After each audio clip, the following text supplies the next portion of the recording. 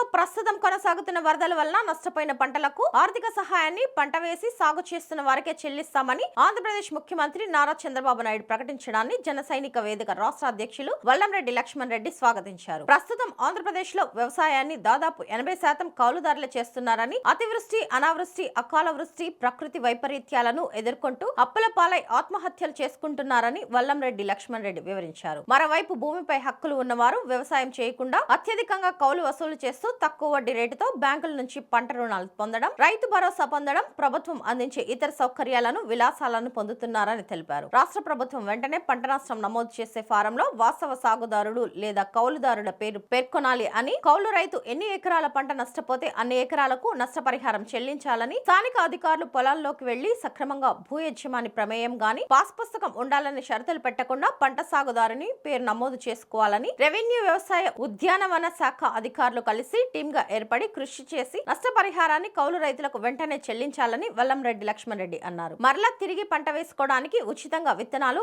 ఎరువు సరఫరా చేయాలన్నారు. డ్రైనేజ్ కాలువలను యుద్ధ ప్రాతిపదికన రిపేర్ చేయాలని, పెట్టుబడి సహాయం అందిస్తున్న రైతు భరోసా ద్వారా పంటలు వేసిన సాగుదారులకే అందించాలని, బ్యాంకులు పంట రుణాలను పంటలు వేసిన వారికే చెల్లించాలని, ప్రధానమంత్రి ఫసల్ బీమా యోజన కింద రైతులందరికీ రాష్ట్ర ప్రభుత్వమే ప్రీమియం చెల్లించాలని ఒక ప్రకటనలో జన చైతన్య వేదిక రాష్ట్ర అధ్యక్షులు వల్లంరెడ్డి లక్ష్మణ్ రెడ్డి రాష్ట్ర ప్రభుత్వానికి విజ్ఞప్తి చేశారు.